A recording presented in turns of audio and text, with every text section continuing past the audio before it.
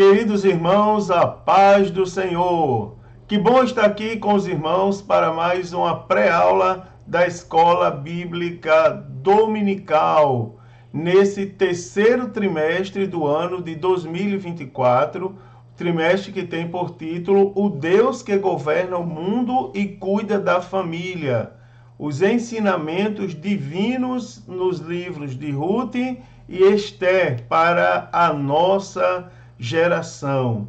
E hoje, queridos, nós vamos tratar acerca da lição de número 2. A lição 2 que tem por título O Livro de Ruth. E, queridos irmãos, para essa lição, o texto áureo está no livro de Ruth, capítulo 1, versículo 1. Diz assim: E sucedeu que, nos dias em que os juízes julgavam, houve uma fome na terra, pelo que um homem de Belém de Judá saiu a peregrinar nos campos de Moabe, ele e sua mulher e seus 2 filhos. Queridos, a verdade prática para essa lição diz assim: servir a Deus não nos isenta de crises. Em qualquer circunstância, o segredo é permanecer fiel, confiando na providência divina. E para essa lição, a leitura bíblica em classe está no livro de Ruth, capítulo 1, versículos de 1 a 5, onde diz assim: E sucedeu que, nos dias em que os juízes julgavam, houve uma fome na terra, pelo que um homem de Belém de Judá saiu a peregrinar nos campos de Moabe, ele e sua mulher e seus 2 filhos. E era o nome deste homem Elimeleque, e o nome de sua mulher Noemi, e os nomes de seus 2 filhos Malom e Quilion, efrateus de Belém de Judá. E vieram aos campos de Moabe e ficaram ali. E morreu Elimeleque, marido de Noemi, e ficou ela com seus 2 filhos, os quais tomaram para si mulheres moabitas, e era o nome de uma órfã, e o nome da outra Ruth, e ficaram ali quase 10 anos. E morreram também ambos, Malom e Quilion, ficando assim esta mulher desamparada dos seus 2 filhos e de seu marido. Amados irmãos, os objetivos dessa lição são, primeiro, fazer a análise da organização do livro de Ruth. Segundo, remontar o contexto histórico do livro de Ruth. E terceiro, apresentar o propósito e a mensagem do livro de Ruth. Meus queridos irmãos, como motivação dessa lição, o autor da lição, inclusive, ele traz um comentário da Bíblia de Estudo Pessoal, não é, sobre o livro de Ruth. Esse comentário diz assim: quando conhecemos Ruth, ela é uma viúva sem perspectiva de vida. Acompanhamos sua união com o povo de Deus, a colheita no campo e o risco de sua honra na eira de Boaz. Finalmente, a vemos tornar-se esposa dele. Um relato de como chegamos a Cristo. Começamos sem esperança e somos estrangeiros rebeldes, sem parte no reino de Deus. Então, Deus nos salva, perdoa, reconstrói nossa vida. A redenção de Ruth, através de Boaz, é um relato da nossa remissão através de Cristo. Que coisa bonita, né, irmãos? Olhando para Ruth, vemos aqui no livro de Ruth o grande discipulado de Deus em prática.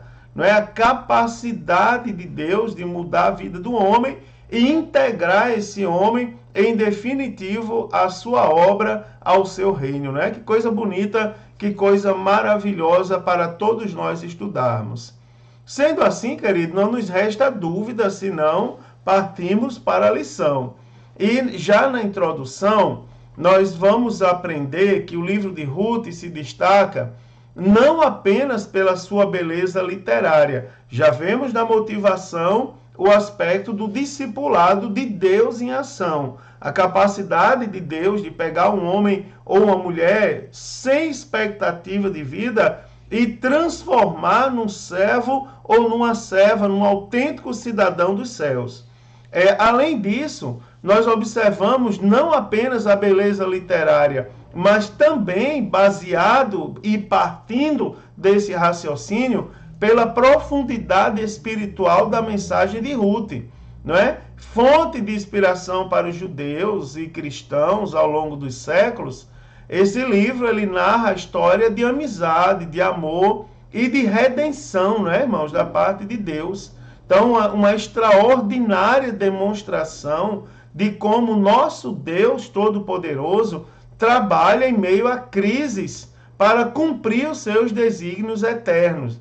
Né? Lembrando aos irmãos que toda a Bíblia Sagrada ela é nada mais, nada menos do que a demonstração do amor de Deus com a finalidade de trazer de volta ao homem a comunhão perdida por causa do pecado original. Não é? Então é um livro que transforma tristeza em alegria, né? Perdas em ganhos, derrotas em vitórias. Né? E em Ruth nós aprendemos, a partir do que é apresentado, e é apresentado a todos nós, o nosso Deus como Jeová Jireh, né? Ou seja, como o Deus que provê, que providencia todas as coisas para a nossa vida. Então vamos estudar esse belíssimo livro, que é o livro de Ruth, né, irmãos? E lembrando aos irmãos e trazendo também já mais algumas informações sobre esse livro, que o livro de Ruth pertence aos livros do Antigo Testamento chamados de Megilot, ou os 5 rolos, que inclui o livro de Cantares de Salomão, o livro de Ruth, Lamentações, Eclesiastes e Esther. Então, esses livros eles são lidos respectivamente em 5 ocasiões, não é, durante o ano no calendário festivo de Israel, sendo que o livro de Ruth, especificamente, que é o livro que nós estamos tratando hoje, ele é lido na festa da colheita, tá certo? Ou no dia de Pentecostes, tá certo? Então tem uma importância e uma ligação extraordinária com a nossa fé. Então aqui só apenas relembrando aos irmãos, hoje então vamos conhecer um pouco mais do livro de Ruth, vamos falar sobre o período em que o livro de Ruth foi escrito e tratar uma visão panorâmica dos eventos que são narrados nesse livro, inspirados, sem sombra de dúvidas, pelo Espírito Santo, para nos ensinar o grande amor de Deus pelas nações. A capacidade de Deus, aí eu vou relembrar os irmãos, de trazer o homem para o seu discipulado, né, irmãos? E agraciar esse homem com a redenção divina. Então, para começar, vamos falar um pouco acerca da organização do livro de Ruth. Então, de acordo com o autor da lição, na Bíblia hebraica, o livro de Ruth pertence à 3ª divisão ou seção da Tanakh, não é? Ou 3ª divisão ou seção da Tanakh, a Bíblia hebraica, não é? Que é composta apenas dos livros do Antigo Testamento da nossa Bíblia cristã. Então, essa 3ª seção ela é chamada de Ketuvim, ou os agiógrafos, né? Ou os escritos. Primeira seção é a Torá, o Pentateuco, e a segunda é a Nevim, né? Que são os profetas. Então, dentre os livros, que são 11 livros, estão os Megilot, tá certo? 5 rolos, né? Ou os 5 rolos, que são livros curtos, né? Lidos publicamente nas festas judaicas anuais, que são os livros, conforme eu já citei para os irmãos, o Cântico dos Cânticos, ou Cantares de Salomão, o livro de Ruth, o livro de Lamentações, do profeta Jeremias, o livro de Eclesiastes e o livro de Esther. Então, em função de narrar fatos ocorridos durante a colheita, a leitura litúrgica de Ruth, ela era tradicionalmente e ainda é pelos judeus, feita durante o Shavuot, não é? Ou o Pentecostes, ou a festa da colheita, tá certo? É lido durante a festa da colheita. Na nossa Bíblia, não é? Em relação à nossa Bíblia cristã, enquanto a Bíblia hebraica ela está dividida em 3 seções, o Pentateuco, os profetas e os escritos, na nossa Bíblia, o Antigo Testamento é composto de 4, não é? É composto de 4 divisões, que são o Pentateuco, os livros poéticos, os livros históricos e os livros proféticos. Lembrando aos irmãos que, dependendo da corrente literária, nós podemos ter subdivisões em cada divisão dessa daí, tá certo? Mas em termos gerais, o Antigo Testamento da nossa Bíblia é composto de Pentateuco, livros poéticos, livros históricos e livros proféticos nessa sequência. Então, Ruth, o livro de Ruth, está categorizado como livro histórico, tá certo? Por seu evidente gênero narrativo. Ele foi escrito na época em que os juízes julgavam, tá certo? Mas lembrando aos irmãos que os livros do Antigo Testamento, nele nós encontramos, em cada livro, nós encontramos vários gêneros literários. Geralmente nós classificamos os livros por aquele gênero que predomina. Então, no livro de Ruth, nós também encontramos uma beleza poética sem igual. Porém, o gênero literário que predomina, tá certo? Ou o gênero literário, vamos dizer assim, que predomina é o gênero histórico. Então, o livro de Ruth ele é categorizado como sendo um livro histórico. Então, empregando assim estilo e linguagem próprios do hebraico clássico.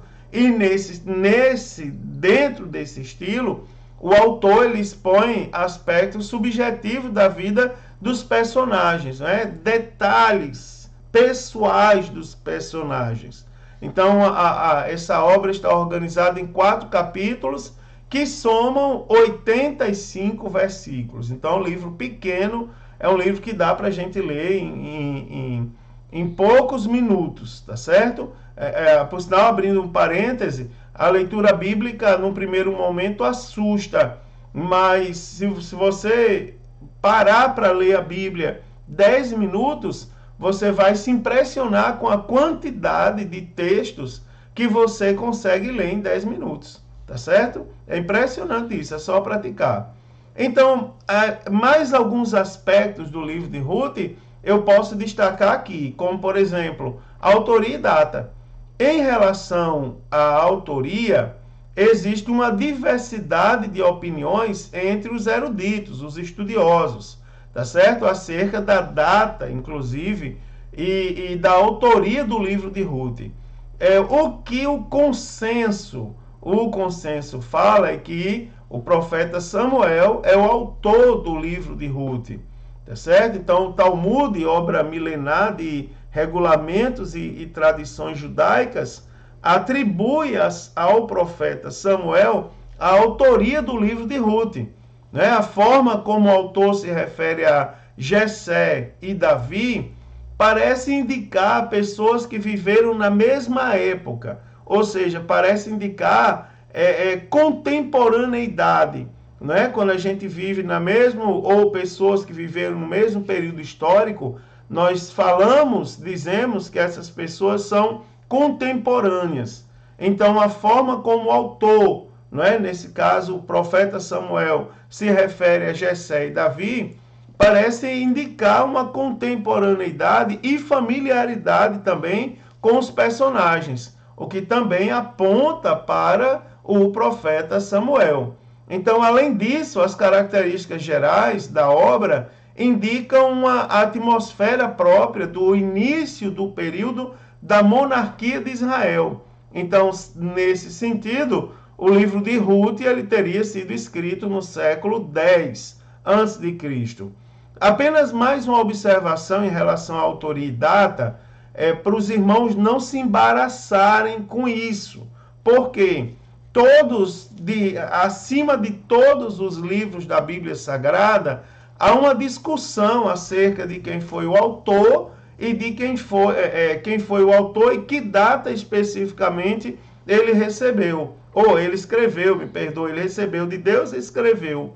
Não é? Então, todos os livros há esse questionamento, mas há um consenso histórico e provas reais acerca dos autores da Bíblia. Né? Por exemplo, aqui nós temos o profeta Samuel como autor, não é?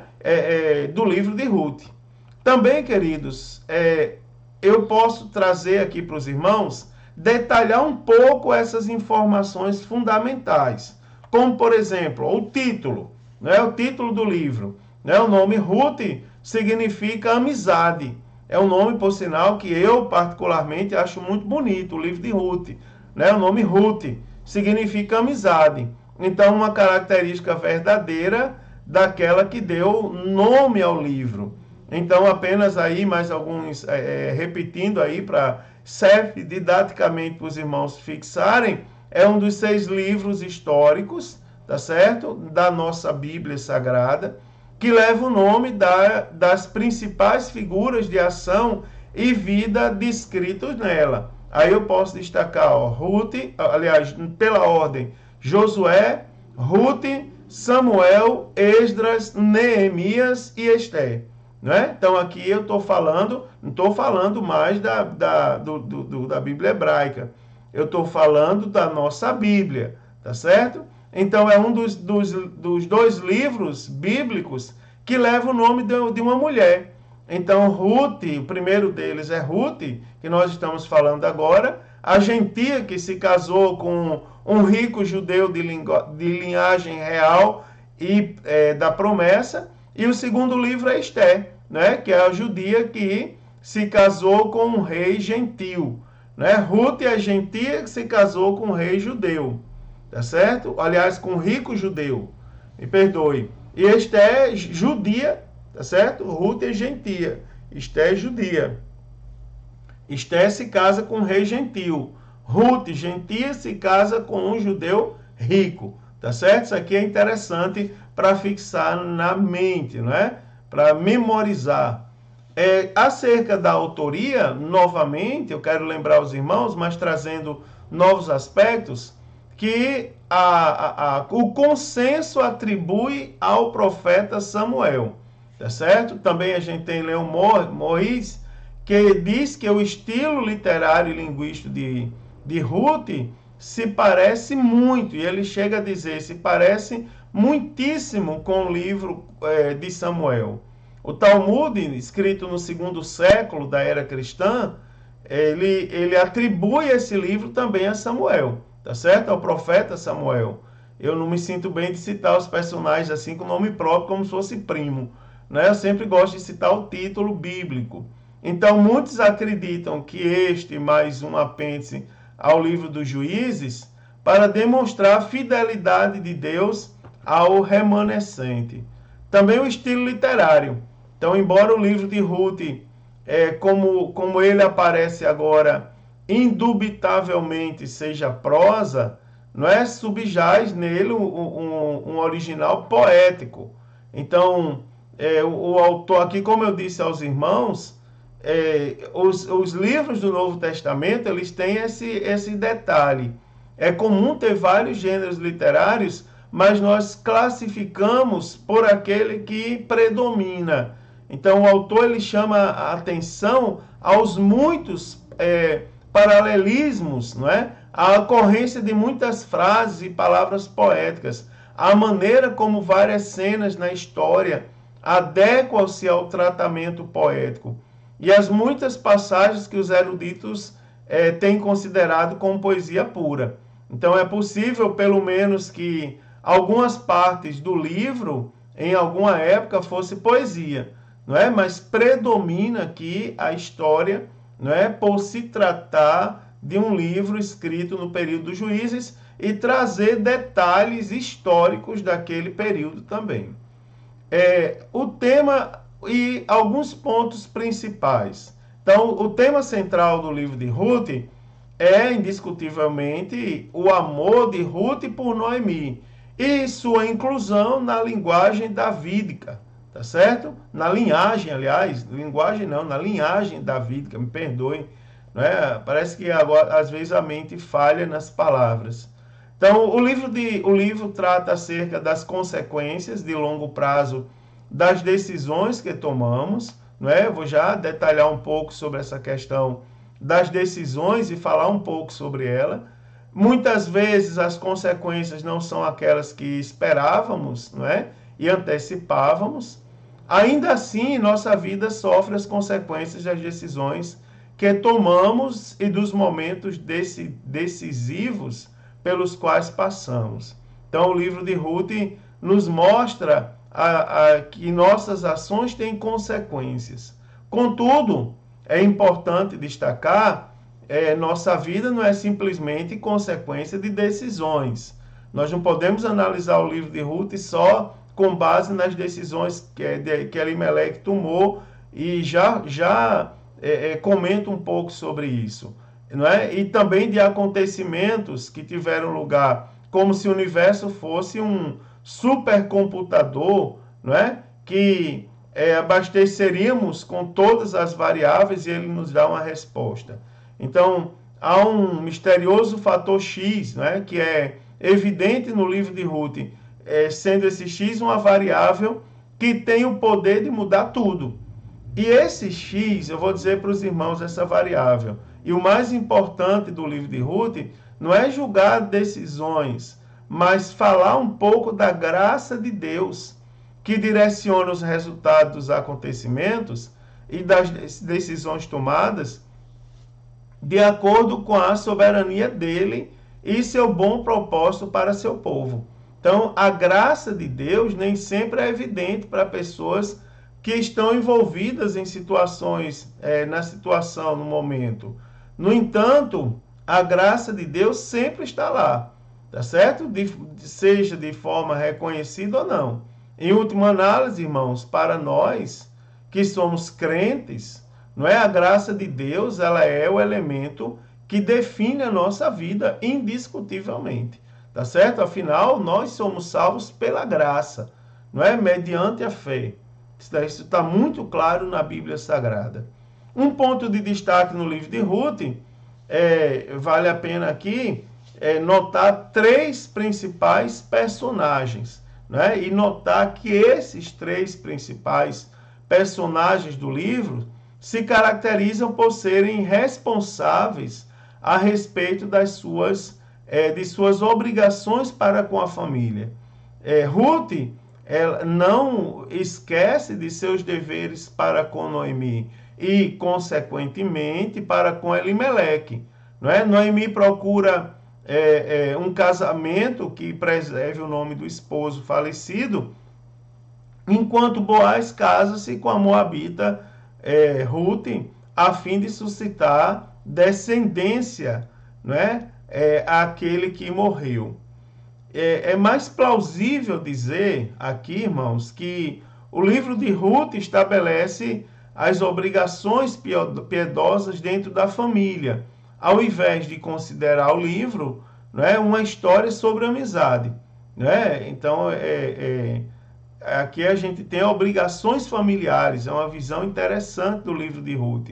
Ruth não esqueceu da sua responsabilidade como nora. E eu até peguei no pé de algumas pessoas quando estava falando a lição de número 1, eu toquei nessa questão do relacionamento com a sogra. E eu quero trazer esse parêntese para os irmãos. Eu, particularmente falando, nunca aceitei, nem aceito, ninguém falar mal de sogra.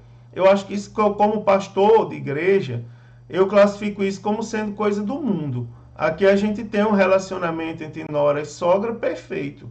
Né, a ponto da moabita deixar os seus deuses, a adoração aos seus deuses pagãos, que era uma coisa extremamente considerável nas épocas da Bíblia, e declarar fidelidade à sua sogra. Ou seja, eu tomei uma decisão. Ruth só estava proferindo ali a sua confissão de fé, mas a decisão dela já tinha sido tomada desde a época que ela decidiu casar com o filho mais velho de Noemi.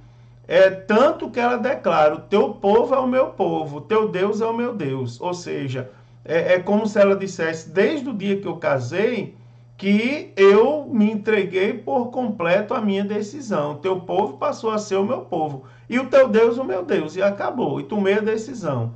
Não é? Então mostra o compromisso de Ruth para com o casamento e também para com o seu esposo, né? E a família do seu esposo. Isso aqui é bem interessante também a gente destacar. E por que não dizer que nós temos aqui, né, irmãos, uma pregação extraordinária para ser pregada na igreja acerca do livro de Ruth, não é? Acerca do contexto histórico do livro, o que é que nós temos? Nós temos muito bem identificado em Ruth, capítulo 1, versículo 1, que a história de Ruth aconteceu no período em que os juízes julgavam. Então, especificamente, se vocês pedirem para especificar uma data, é difícil, né, especificar uma data. Digamos que não existe data precisa para os fatos que são narrados ali no livro de Ruth. O que nós sabemos é que ocorreram 3 gerações antes de Davi, no dia dos juízes. Então, esse período, que era o período dos juízes, ele, para os irmãos terem ideia, é um período muito extenso. É um período que durou cerca de 3 séculos, que começa depois da morte de Josué, né, por volta de 1375 a.C., e se estende até o início da monarquia de Israel, que se caracteriza com a ascensão do rei Saul ao trono por volta de 1050 a.C. Então, esse período foi um período marcado por uma grande anarquia e uma profunda apostasia e infidelidade do povo hebreu. Tá certo? Uma frase que identifica e classifica bem o livro dos Juízes, ou por que não dizer essa época extremamente sombria da história do povo de Deus, é a história que cada um fazia o que parecia direito ou reto aos seus olhos, tá certo? Então, sem uma sábia direção, notoriamente o povo perece, não é? E Ruth, dentro disso tudo, Ruth, capítulo 1, versículo 1, ele diz: sucedeu que nos dias em que os juízes julgavam, houve uma grande fome. Então se inicia o livro de Ruth relatando grande crise econômica que afetou a cidade de Belém, antigamente chamada de Efrata. Então nós temos que por causa dessa grande fome, Elimeleque, ele deixa Belém e vai para Moabe. Então essa situação se instaurou não somente por causas naturais, conhecendo e sabendo um pouco acerca do período, né? Mas no período dos juízes, o povo de Israel, digamos que eles naufragam, não é? Por diversas vezes eles naufragam, né? Na fé, eles afundam na fé, eles se deixam se corromper na fé, dão as costas para Deus e passam a adorar ídolos vivendo de forma completamente desregrada. Então, por causa disso, Deus puniu o seu povo, não é? Conforme ele havia prometido, que quando o povo assim se comportasse, eles seriam punidos. Então, esse período ele vai da morte de Josué até o final do governo de Samuel, quando se instaura então o reinado do rei Saul. Lembrando aos irmãos que o rei Saul, ele é o primeiro rei de Israel que é coroado, digamos assim, pelo próprio Deus. Não é por isso que ele é tido como o primeiro rei de Israel, mas é o primeiro rei que foi coroado, instaurado ou instituído por Deus. Por que eu estou falando isso? Porque a Bíblia relata outros que reinaram. Por exemplo, na época de Gideão, que passou a se chamar Jerubaal, porque destruiu os altares de Baal. Aí a Bíblia diz que depois de Gideão, nós temos Abimeleque, filho de Gideão. E a Bíblia diz que Abimeleque se autoproclamou rei. Aí a Bíblia diz que o povo adorava Abimeleque como se ele fosse rei. Então, se o povo aclamou Abimeleque como se fosse rei, significa dizer que Abimeleque reinou. E existiram outros reinados. Agora, instaurado, instituído por Deus, primeiro foi Saul. Então, o período dos juízes, ele vai historicamente da morte de Josué ao final do governo de Samuel, tá certo? Então, a forma de governo era teocrática, ou seja, Deus era o governante direto da nação. Nesse período aí, no período dos juízes, ocorre um ciclo vicioso com a nação de Israel. Israel fazia o que era mal aos olhos do Senhor, então, por causa disso, o Senhor lhes entregava na mão dos inimigos. Lembrando que esse Senhor entregava na mão dos inimigos, não é que Deus era mau, pegava o povo e dava para os inimigos machucarem. Não, Deus apenas respeitava o livre-arbítrio. Já que vocês apostataram, vocês decidiram, não é, viver após outros deuses. Então Deus respeitava o livre-arbítrio do homem. Mas em termos didáticos, a gente diz que Deus entregava na mão dos inimigos. Então, depois disso, o povo sofria, depois se arrependia dos seus pecados e clamava a Deus, e Deus levantava um homem ou uma mulher, o qual se dava o nome de juiz, ou título de juiz, e é para que essa pessoa julgasse o povo e subjugasse os inimigos. São basicamente 4 palavras: apostasia, opressão, arrependimento e livramento. Essas 4 palavras, elas resumem bem o que aconteceu no período dos juízes, tá certo? Juiz era aquele que julgava, aquele que Deus levantava para julgar. Então, nesse período, essas 4 palavras são fundamentais para o entendimento: apostasia, opressão, arrependimento e livramento. Então, enquanto o juiz julgava, o povo temia o Senhor. Porém, depois da morte do juiz, o povo tornava a fazer o que parecia mal aos olhos do Senhor e se repetia todo o ciclo, tá certo? Também se destaca aqui o secularismo, o hedonismo e a idolatria daquela época. Então, depois da morte de Josué e dos demais líderes, não é, do seu tempo, se levantou ali uma geração que não tinha uma comunhão com Deus, não tinha comunhão de qualidade nenhuma, nem superficial, nem profunda. E eles não conheciam o que Deus havia feito ao povo hebreu, né? Então Israel cedeu ao estilo de vida pecaminoso dos cananeus e foi atraído à adoração dos seus deuses. Então o secularismo e hedonismo sempre levam a grandes tragédias mortais, não é? E espirituais no meio do povo de Deus.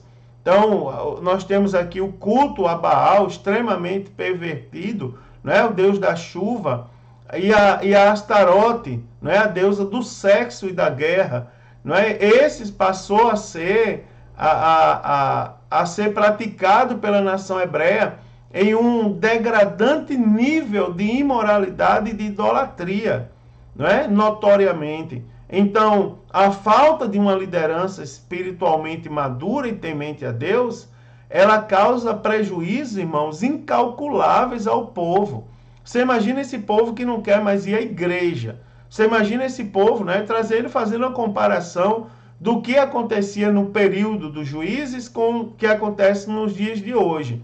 O povo não quer mais ser pastoreado, não quer mais ir à igreja, não quer mais ter liderança, pertencer a departamento, cantar em coral, não é? E quer ver uma coisa chocante que eu vou falar para os irmãos? Eu falei na minha igreja e arrepiou um monte de gente. Quando eu disse assim, irmão, vocês sabiam que o Satanás já é um grande pregador do evangelho nos dias atuais? ele desfaz valores bíblicos e distorce a palavra de uma maneira incrível. Que tem de igreja nossa perdendo a característica, não é verdade, irmão? Perdendo a essência e passando a seguir, a andar conforme, meu Deus, nem vale a pena lembrar, mas conforme o mundo determina que ande, não é? Em termos gerais é isso. Então a falta de liderança espiritual e madura, ela e temente a Deus, não é? Ela traz prejuízos incalculáveis. Então, no reino de Deus não basta ter carisma para liderar.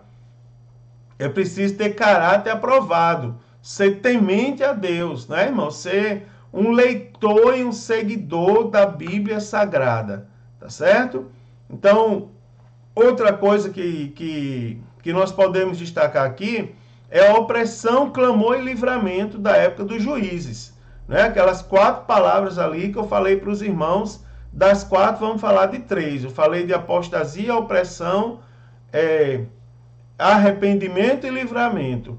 Então, a apostasia, ela tornou Israel e ela torna qualquer pessoa uma presa fácil dos seus inimigos.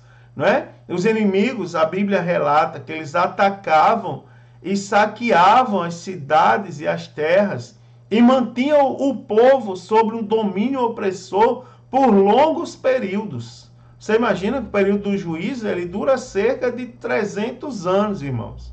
Então, a afligida, a nação clamava a Deus e o Senhor levantava juízes para libertar seu povo. Não é? Esses juízes do hebraico, não é? Sofetim, não eram magistrados civis, não eram pessoas assim magistradas comparado ao que nós conhecemos hoje, tá certo? Que julgavam em fóruns, em tribunais. Eram homens ou mulheres tementes a Deus, não é? Libertadores, não é? Líderes militares, como por exemplo Otniel, Baraque, Gideão, não é? Poderosamente usados por Deus para julgar a causa de Israel, livrando-o de seus opressores. Né? Vocês pensavam que eu não ia falar de Sansão, mas a Bíblia diz que o Espírito de Deus se apoderava de Sansão. Não é? E Sansão fazia coisas tremendas quando o Espírito de Deus se apoderava dele. Então, apesar dos repetidos ciclos de infidelidade da nação, quando o povo clamava, Deus ouvia o gemido do seu povo em seus momentos de dor e aflição. Então, o Senhor nosso Deus, ele é longânimo, tá certo? E também cheio de misericórdia. Ele ouve quando nós clamamos, não é, irmãos? E ele ouve os que a ele clamam. O nosso Deus, ele é tremendo, tá certo? É tremendo. E a sua palavra se cumpre na nossa vida de forma espetacular. Também, dentro dessa contextualização histórica, a gente destaca a família de Elimeleque. Então, dentre os belemitas, não é, os de Belém, destacam-se aqui a família de Elimeleque, cujo nome significa Deus é rei. Então, esse homem era casado com uma mulher chamada Noemi, cujo nome significa agradável, e com ela teve 2 filhos, Malom, que quer dizer doentio, e Quilion, que quer dizer definhante, tá certo? E aqui eu já quero destacar para os irmãos isso, lembrando aos irmãos que os nomes da antiguidade, todos eles tinham um significado real, tá certo? Todos eles tinham um significado real. Por exemplo, Jacó, que nasceu segurando o calcanhar de seu irmão, ele recebeu o nome de traiçoeiro, não é? Porque ele nasceu ali segurando o seu irmão. Então, era o trapaceiro, e é tanto que Deus muda o nome dele para Israel, aquele que luta com Deus, não no sentido de se contradizer, mas no sentido de ter Deus ao seu lado. Então, se você observa os nomes dos filhos de Elimeleque, detalhe que eles não nasceram na terra de Moabe, eles nasceram em Judá. E quando Elimeleque foi para Moabe, ele já levou para a terra de Moabe, ele já levou os seus 2 filhos, Malom e Quilion. E eles já tinham o nome de doentio e defiante. Eu estou falando isso porque mais à frente eu vou falar, eu vou lembrar os irmãos vão lembrar, porque eu ouvi pessoas falando essa semana que Elimeleque pagou um preço porque saiu de Belém e foi para a terra de Moabe, e a terra de Moabe era amaldiçoada porque ele era fruto da relação incestuosa de Ló com sua filha mais velha, tal, e meteu o pau em Elimeleque. Tem nada a ver. Elimeleque já saiu com um filho doentio e outro defiante da cidade de Belém. Então você observa que o nome dos filhos de Elimeleque revela, tá certo, que eles já tinham debilidade de saúde, não é? Eles já tinham debilidade de saúde, porque o povo já pega na superstição. Morreram porque foram desobedientes, saíram sem orar. Tenha cuidado com o que você fala, tá certo? Agora, baseado nisso, vou falar um pouco da decisão de Elimeleque. Então, quando Elimeleque, em termos genéricos, eu vou falar uma coisa para você. Elimeleque, eu creio que ele tomou a decisão certa, irmãos. Ele estava com sua família passando fome. E ele não procurou, a Bíblia não diz que ele procurou os deuses de Moabe. A Bíblia diz que ele era um belemita e ele migrou para a terra de Moabe por causa da escassez de alimento em Belém. É tanto que Ruth, ela mesma vai fazer a sua profissão de fé com Noemi, e ela diz, o teu povo é o meu povo, o teu Deus o meu Deus. O que indica que Elimeleque, na terra de Moabe, ele não se desviou da fé. Não é? Ele não adorou outros deuses, ele continuou servindo ao Deus verdadeiro. Ele apenas tomou a decisão de sair de Belém e ir para Moabe. Então não tem argumento na Bíblia para o povo que não lê a Bíblia ficar dizendo que Elimeleque morreu de uma praga, de uma maldição. Ô, meu irmão, paciência. Eu lembro que eu dirigi uma igreja que uma moça se suicidou. Ela não era da igreja. Ela dirigia a igreja que no bairro tinha uma moça que se suicidou. E criou-se uma superstição. Se colocasse o corpo da igreja, ia dar uma praga. Meu irmão, a gente é crente, misericórdia. Não, traga para cá, eu vou orar pela família. Tem problema, orei pela família e para a glória de Deus foram 12 famílias que aceitaram Jesus, que passaram a ser crente a partir daquela época. Então, voltando à decisão de Elimeleque, só relembrando os irmãos, quando Elimeleque, que era um pai de família, ele viu a crise econômica chegar em Belém, ele se viu na responsabilidade, na condição de mantenedor da família, de tomar uma decisão que viesse a resolver esse problema. Então a Bíblia diz que ele resolveu fugir da crise indo para a terra de Moabe.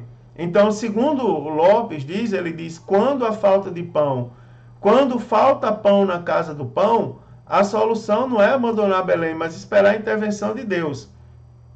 Moabe ficava num planalto a leste do Mar Morto, a uns 80 quilômetros de Belém. Então, o motivo da atitude de Elimeleque era um motivo nobre, né, irmãos? Proporcionar sustento à sua família. Todavia, a atitude de fuga da adversidade e o lugar para onde esse patriarca se dirigiu mostra que ele talvez tenha cometido um erro. Agora, lembrando que nós não estamos na condição de julgar. A Bíblia ela nos informa que Moabe foi filho de Ló, com a relação, fruto da relação incestuosa dele com sua filha, né? Com uma de suas filhas. Então, os moabitas, eles serviam a Balaão, não é? E pagavam a Balaão para amaldiçoar Israel durante a peregrinação de Israel à terra prometida. Então, sob circunstâncias normais, os moabitas eram excluídos da participação da vida nacional e cooperativa de Israel. Então, na batalha contra Josafá, os moabitas se aliaram com os amonitas e os edonitas e vieram contra Judá. Lembrando aos irmãos que todas as decisões que nós tomamos, elas trazem consequências, né, irmãos? Trazem consequência. Agora sim, deixa eu explicar uma coisa para os irmãos. Deve-se levar em consideração o estado de necessidade. Quer ver? Ó, vou aqui criar uma polêmica. Por exemplo, ou levantar um ponto polêmico. Vamos pegar aqui Raabe, a meretriz moradora dos muros de Jericó. Raabe, ela é citada na galeria dos heróis da fé, lá do livro de Hebreus. Qual foi o grande ato de Raabe, a meretriz? Mentiu.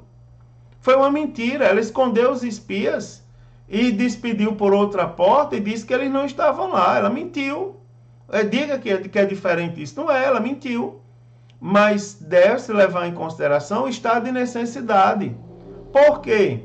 Ela mentiu para salvar a vida daquelas pessoas. Então, pela fé, Raabe, a meretriz, não é? Está lá escrito na galeria dos heróis da fé. Você observa que aqui nós temos um estado de necessidade. Ora, não justifica e pode ser aplicado para a situação, para orientar o crente nas suas decisões. Por exemplo, é muito perigoso quando o crente peregrina por qualquer lugar sem orientação divina. Não quer dizer que Elimeleque não teve orientação divina. A Bíblia Sagrada não diz isso. Quero dizer aos irmãos esse detalhe. A Bíblia não diz que Malom e Quilion, que era o doentio e defiante, né, morreram por causa da decisão de Elimeleque. Não. Por causa da decisão de Elimeleque, eu diria que eles tinham vivido mais. Por quê? Porque Elimeleque, ele saiu de Belém porque lá os seus filhos estavam passando fome. E ele foi para um lugar onde ele podia alimentar seus filhos. Então, se fosse pela decisão, os filhos viveram foi mais. E outro detalhe é que a Bíblia não diz que Elimeleque abandonou Deus. Teu povo é o meu povo. Ou seja, Ruth, a Moabita, reconhecia que o Deus de Elimeleque não era o Deus de Moabe. Né, irmãos? Então, nós temos ali coisas maravilhosas. Por exemplo, a possibilidade de um crente viver na terra de Moabe e não se contaminar com as coisas de Moabe. Nós podemos ter essa aplicação também ao texto. Assim como nós temos nós podemos ter a aplicação, assim como nós temos a aplicação de que é perigoso o crente ir para qualquer lugar sem orientação divina, ainda mais sabendo, não é, que é um lugar hostil à fé que nós professamos. Então, por exemplo, um crente vai a um bar. Uma vez um bêbado me perguntou: Deus está no bar? Eu disse: tá. E aquilo gerou escândalo no bêbado. Deus está no bar? Eu disse: está no bar. O problema é que lá no bar vocês não reconhecem Deus como Deus. No dia que vocês reconhecerem, aquilo ali vai mudar, vai deixar de ser um bar e vai passar a ser uma igreja. Pronto, o bêbado foi lá no bar, fez uma oração, o bar deixou de ser bar, mudou. É outra coisa, é um restaurante. Não é? Mudou, deixou de ser bar, saiu a bandeira do bar, ou seja, Deus mudou o ambiente. Então, mas não é todo mundo que está preparado para ir a um bar e falar de Deus. Tá certo? Então eu estou falando que é perigoso para o crente entrar no lugar hostil à fé sem a orientação divina. Ele precisa ter orientação divina. Ele precisa ter a sabedoria do céu. Então, a voz da necessidade não pode ser maior do que a voz de Deus. Deus é que tem que nos dirigir. Deus nos dirige. Eu acredito que pelas características do texto, Elimeleque, ele estava direcionado por Deus. Né, irmãos? É tanto que ele não abandonou a fé. Mas tudo bem, admite-se essa aplicação também. Tá certo? Então, isso não coloca em desmérito a lição que nós estamos estudando. Então, as crises na família de Elimeleque. Elimeleque saiu de Belém para resolver a dificuldade e essa decisão dele teve consequências. Ele foi peregrinar em Moabe e passou ali quase 10 anos. Nesse período, Elimeleque faleceu e seus filhos se casaram com mulheres que não eram de Israel. Não é? Depois, seus filhos também morreram. Então, o Talmud considera isso uma punição por terem deixado Judá. Então, lembrando que o Talmud, não é, irmãos, não é o nosso livro de fé. O nosso livro de fé é a Bíblia. A regra de fé e prática é a Bíblia. Então, o texto bíblico narra a situação que Noemi ficou. Noemi ficou desamparada dos seus 2 filhos do seu marido. Então, nenhuma família se prepara normalmente para a morte de um dos membros. Então, essa situação, ela desestabiliza o homem de forma física, emocional, financeira, não é? E algumas vezes espiritualmente também. Então, nós precisamos estar, na verdade, prontos para enfrentar qualquer dificuldade que se levante, né, irmãos? Contando sempre com a graça de Deus na nossa vida, tá certo? Isso aqui é muito interessante. Então, também vou falar um pouco sobre o propósito, não é? Primeiro, o cetro de Judá. Então, vários propósitos são atribuídos ao livro de Ruth. O principal e mais evidente deles é apresentar Davi como descendente de Judá, tá certo? A tribo real da qual viria o Messias, não é? O leão da tribo de Judá, a raiz de Davi. Então, Gênesis 49:10 diz que o cetro não se arredará de Judá, nem o legislador dentre seus pés, até que venha Siló, e a ele se congregarão os povos.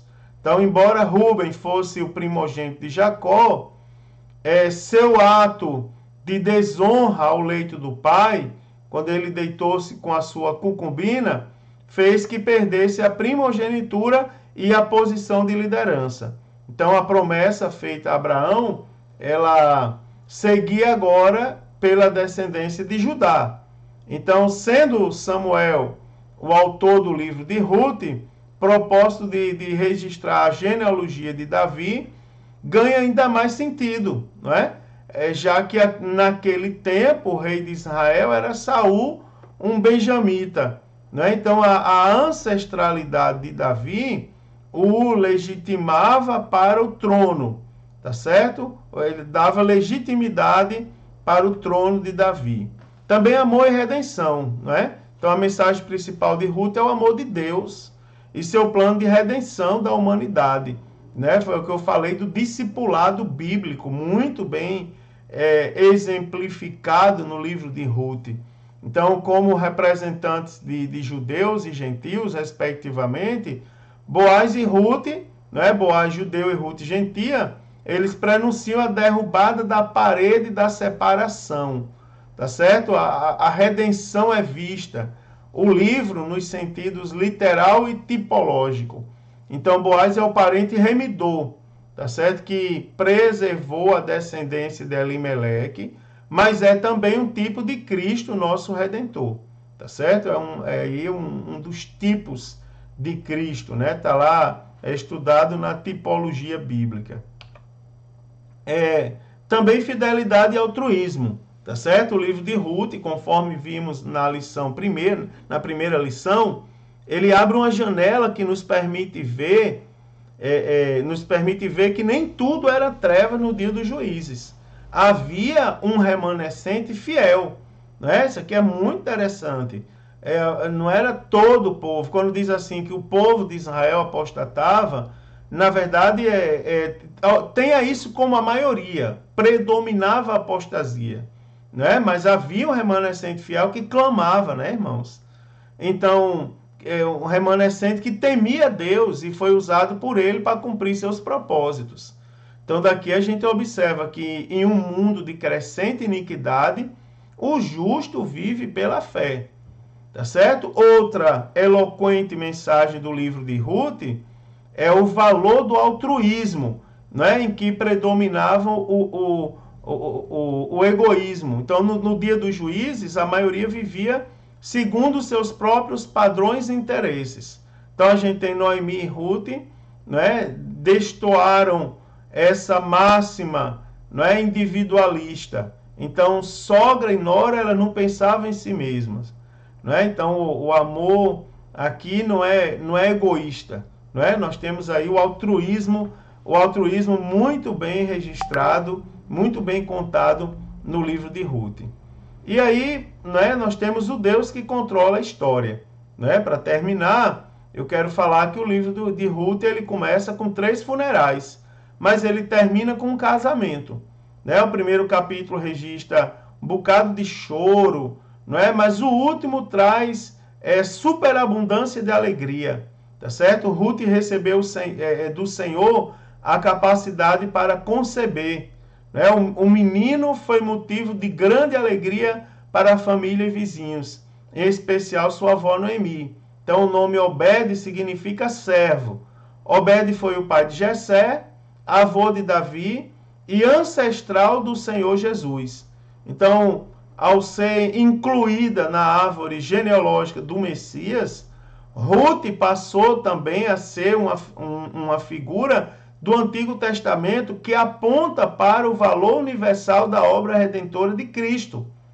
Então, revelando a verdade que a participação no reino vindouro de Deus é determinada não por seu sangue ou nascimento, mas por ajustarmos a vida à vontade do Senhor mediante a obediência que vem pela fé. Não é? Isso aqui é muito, muito importante e isso aqui é um ponto que deve ser escondido em nosso coração. Tá certo? Glória a Deus. Que lição boa, né, irmão? Que lição maravilhosa. Então, o livro de Ruth, ele nos ensina que, a despeito da incredulidade e dos pecados do homem, Deus sempre trabalha para cumprir os seus desígnios. Né? Sempre vai haver um remanescente fiel. Então, sem violar o princípio do livre-arbítrio, o nosso Deus Todo-Poderoso, ele conduz a história e executa o seu plano eterno de redenção. Então, o livro também nos mostra a fidelidade de Deus, né, que se aplica às circunstâncias comuns da vida. Lembre-se que em tudo Deus é fiel e ele não deixa de ser fiel. Então, o livro de Ruth e da época dos juízes, né, um período marcado pela ausência de um rei em Israel, quando cada indivíduo seguia seus próprios critérios de conduta. No entanto, através dos acontecimentos, aparentemente acontecimentos triviais de uma família modesta, revela-se o plano de Deus, o plano soberano de Deus. Deus estava orquestrando cada detalhe, não é, para assegurar o nascimento de Davi, o futuro rei, e através dele do Rei dos Reis, Jesus Cristo, não é? O servo sofredor. Então, Jesus, vindo de origens humildes, identifica-se plenamente conosco. Então, essa origem comum permite que ele se coloque em nosso lugar e se solidarize com nossas fraquezas. Glória a Deus. Louvado seja o nome do Senhor Jesus por essa lição tão maravilhosa, irmãos. Que bênção, que bênção. Essa aula aí poderia durar 2 horas, mas lembre-se que há um tempo determinado para cada aula. Então, cada professor prepare a sua aula dentro daquele tempo determinado. Eu escuto alguns professores dizendo, não deu tempo, concluir a lição, tal. Dois pontos eu vou citar para você hoje. Primeiro, o preparo da aula, levando em consideração o tempo proposto para a exposição da lição, e aí você vai levar em consideração os pontos principais da lição e o que você precisa passar dentro do tempo que você tem, tá certo? Primeiro aspecto é a preparação da aula. Segundo, domínio de classe, não é? É não permitir que a aula ela tome rumos opostos aos objetivos. Então, é conter as discussões, podar as sugestões, a ponto de cumprir exatamente o tempo proposto. Não é? Porque nós temos uma aula para cada lição. Não é como o discipulado, que no discipulado, no curso bíblico discipulado, às vezes a gente costuma dividir a lição em 3, 4 aulas. Mas nesse caso da lição de adultos, nós temos uma aula para cada lição, então temos que respeitar isso, tá bom? Deus abençoe, professores e alunos. Vocês são bênção de Deus. Forte abraço a todos. Tenham uma excelente aula. E se Jesus não voltar, a próxima semana eu estarei aqui comentando a lição de número 3. Paz do Senhor, queridos. Um forte abraço. Que Deus abençoe a aula, a escola dominical e a vida de cada um dos irmãos.